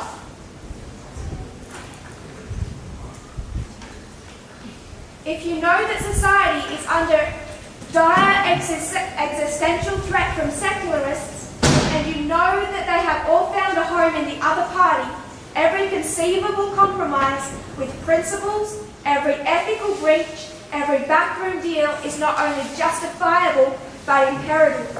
And as the vicious reaction to Christianity Today's anti-Trump editorial demonstrates, any break with this partisan alignment will be instantly denounced as heresy. They've brought together their concepts of morality and Christianity with their own government. It is also clear that Mr. Barr's maximum interpretation of the power of the president is an effect rather than a cause of his ideological commitments. It in fact isn't really an interpretation, it is an unfounded assertion that the president has made a mount of monarchical powers. Douglas Mike, the law professor at Pepperdine, who once held Mr. Barr's position as head of the Justice Department's Office of Legal Counsel, spoke of Mr. Barr's theory. He says King George III would have loved it. It's almost beside the point to note, as the Conservative lawyers group Checks and Balances recently wrote, that Mr. Barr's view of history that the evangelical branch has this maximum power has no factual basis. Mr. Barr's constitutional interpretations is just a cover for his commitment to religious authoritarianism. And that really gets to the heart of the matter. If you know anything about American founders, you know they were passionately opposed to the idea of a religious monarchy. And this is the key to understanding the question, what does Bill Barr want? What they have brought together, whether it's Stephen Miller, Jeff Sessions, Steve Bannon, we haven't even begun to touch on Jerry Falwell Jr. in this history or the evangelicals. We're just looking at it from the politician's point of view. And what they're trying to bring and have brought together in America is this 100% Republican Party loyalty that is loyal to a president, not just as a president, but their only hope to enforce Christian morality and the will of God for the nation. To vote against Trump is to vote against God, in their own words. We see this through all of these people that we haven't even discussed yet, and many others that we won't have time to talk about. But I wanted to discuss William Barr because he is Attorney General of the United States, and what the power that he actually has right now through the various branches is already able to start manipulating and twisting the investigations into Trump, such as the Russia investigation. He starts to undermine that. He's able to give credence to the conspiracy theories that Donald Trump is sharing. I know that we have gone for a long time. I have one other element to add.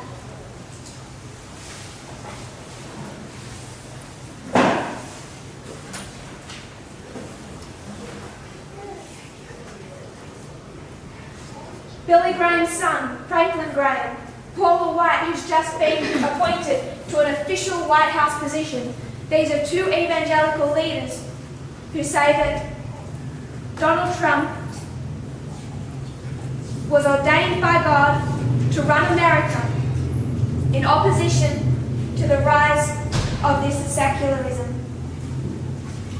Sarah Huckabee Sanders, Trump's former press secretary, told TV preacher Pat Robertson, "I think God calls all of us to fill different roles at different times, and I think that God wanted Donald Trump to become president. That's why he's here, and I think he's done a tremendous job supporting a lot of things that people of faith really care about." That is the former press secretary of the president. Mike Pompeo likened Trump to Queen Esther, again another politician, saying Trump is Queen Esther, saving America from secularism. Pompeo, could it be that President Trump right now has been sort of raised for such a time as this, just like Queen Esther, to help save the Jewish people from that Iranian menace? Pompeo, who was visiting Israel at the time, said, "As a Christian, I certainly believe that's possible." Trump's campaign manager, Brad Pascal, is the latest to join. He says, "There has never been and probably never will be a movement like this again. Only God could deliver such a saviour to our nation, and only God could allow me to help God bless America." So Donald Trump has been raised by God as a saviour of America. Donald Trump recently, also this year, looking to the heavens, saying, "I am the chosen one." And all of his supporters, whether they're evangelicals or politicians, have fed to him this narrative that he has readily embraced, that he is appointed by God. And when you're appointed by God, is there a limit on your power? No limit on your power. Don't have time. Compare and contrast to the internal. What has Elder Jeff essentially said? Nothing is off the table because he believes he's appointed by God, and Parminder and I in rebellion a few thousand years ago, he would have speared us and physically killed us. So now there is nothing off the table, whether it's spreading conspiracy theories or slander or misrepresenting what we teach. Everything is an option if you believe that you are appointed by God and on the right side. And we see the exact same tactics, but we won't go into that. I want to touch on one last subject. And this also is giving credence to what they believe. In 2005, there was an American Christian firefighter. He was married to a woman named Mary Jo. His name's Mark. He's married to Mary. He's a Christian firefighter in America. In 2005, there's a drug house in America that catches fire. He runs into this drug house, into this fire, and he carries out the body in front of everyone. He carries out the body of this dead child. He starts to have feverish dreams. He's suffering from post-traumatic stress disorder. His doctor diagnoses him with post-traumatic stress. However, he doesn't take his medication. He resigns as a firefighter, and he's spending 6 years from 2005 to 2011. He's suffering with this disorder, having lack of sleep, hypersomnia, and nightmares about being taken hostage by a fire demon from hell. While watching television, he starts watching a lot of television to try and numb his illness. And his wife Mary, strong Christian, evangelical, starts praying to God to help heal her husband. He starts having dreams about this glowing orb, supposedly God, that explodes electrical energy onto him. While hearing Donald Trump on television news, Taylor supposedly receives a message from God. This is in 2011. He receives a message from God, which he writes down in a journal, informing him, "You're hearing the voice of the President of the United States." So this is known as the Trump prophecy. It's in 2011, and he claims to have this vision. Taylor, he said through the 2012 election, he's watching that election. Donald Trump was saying he would run, and he's hoping he'll see it fulfilled. Instead, he sees Barack Obama win re-election. He continues journaling accounts of his dreams and hearings from God in the run-up to the 2016 election, when he shares his writings with his doctor, Don Colbert, and his wife, Mary Colbert. So his doctor, Don and Mary. Mary starts reading through all these prophecies that he supposedly had, and she starts to feel that there's this rhythm to it, this pattern.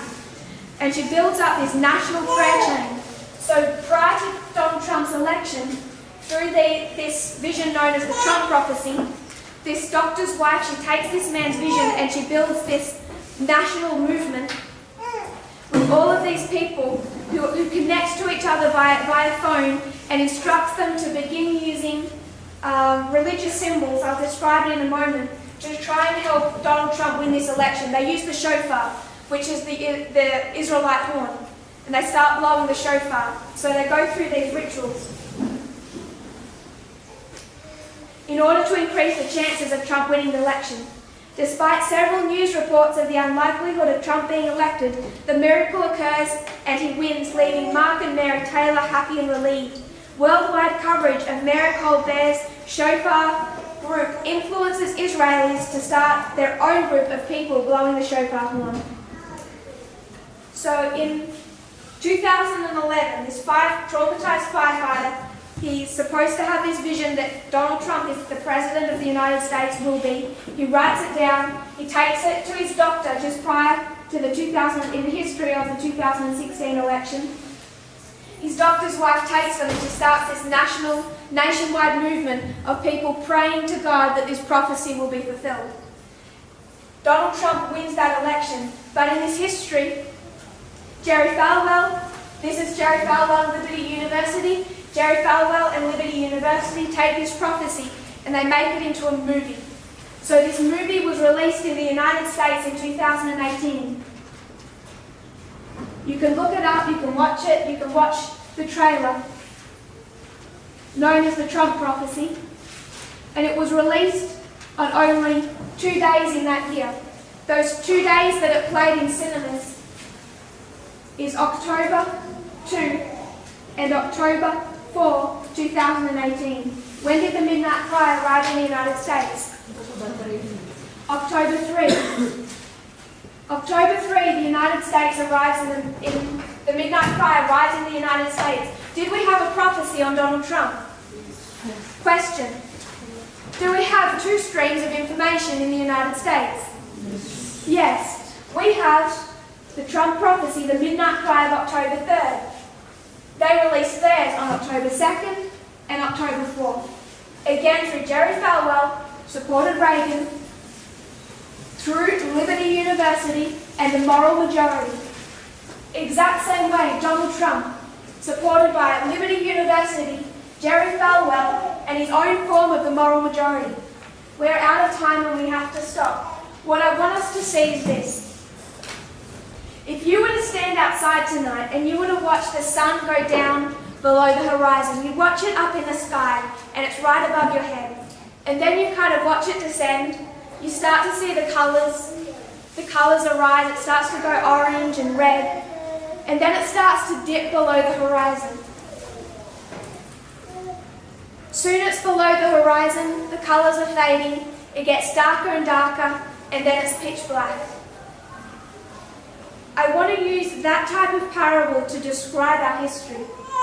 If we watch really closely and we understand, as we start to understand in more detail, we follow the internal message closely, that's necessary, we must do that. We follow the external message closely, that's necessary. We must follow what is happening in the United States, the overthrowing of the judicial system. We should be following that. This is America ready to speak as a dragon now. We should be following the internal and the external histories. But many of us, including myself, we're busy, we get distracted. If you're going to watch the sun dip below the horizon,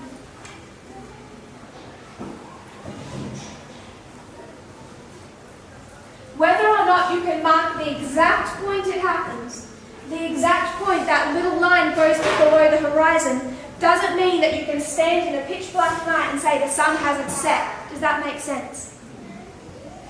So if we were to use this parable, whether or not we want to put one singular point in time when church and state came together in the United States, and I'm sure we will have named waymarks as we actually focus on the history we're supposed to be following, do our duty in following this history. But can we see that even if we aren't yet going to a one date for the time church and state came together, can we see that the sun has set? Because whether or not you've actually seen the moment the sun has gone below the horizon, you know it has. The same way, we can go through this history and can we see a dictator in the United States who has the entire 100% loyalty of his political party and of his supporters because they see him as a representative of God. They cannot vote against him. It does not matter how many wives he has. It doesn't matter how he cheats on them. He is their King Cyrus. If God raised him up, how can they oppose him? How would they even ever dare to vote to impeach him? He's been raised by God. They have a demagogue. They have church and state, and they have a king. The separation of church and state in the United States is over. Whether or not you want to put one date to it, you can see the stars, you know the sun has gone. That's what I wanted us to see. We can bookend it with 14 to 19. We can see the work of these men, the overthrowing of the Republican Party. We can see the overthrowing of the judicial system. You can see church and state from 14 to 19. That is all bookended without even talking about raffia and north and south. But we have all the evidence we need to see that the United States already has a dictatorship set up. They already have an executive branch with unlimited power because he is seen as a representative of God. Repeating the history that we began to bookend originally with Ronald Reagan. Do we have more to learn? Yes. But at the very least, we should have this in our minds as we further investigate. If you go with me, we'll close in prayer.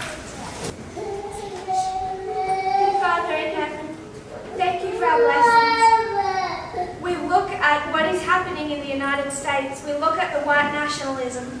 We look at the coming together of the evangelicals to persecute minorities. We look at Donald Trump and we see all of what you are not. Lord, thank you that we have such hope, such a message that does not just have light and power, as those who failed have, but we also have love, joy, peace, and light and power. I pray, Lord, that as we look at these things, that we will understand better your character, that this is not the way you understand morality, that this is not the way you implement morality. Lord, I pray that through the confusion of the sheer mass of external events and all the noise surrounding us, we can see the clear fulfillment of prophecy. Just as you showed us 40 months ago we would see, just as we expected to see the church and state, just as we expected to see the judicial system fall and America ready to speak as a dragon. Lord, we know that these are fulfillments of prophecy.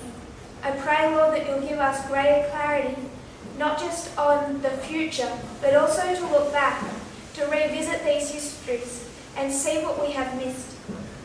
Lord, thank you for this camp meeting. We have been able to come together as brethren. You have blessed our time together, our interactions, both at meals and between classes. Lord, I pray that we will all meet again soon. Bring us into a closer and closer unity. We read those words on New Year's Eve, praying, Lord, that heading into this new year we would put away every shred of bitterness, that we would unite selflessly to do your work. I pray, Lord, that we will have this right spirit to be united as a worldwide movement and as united also the work in Kenya.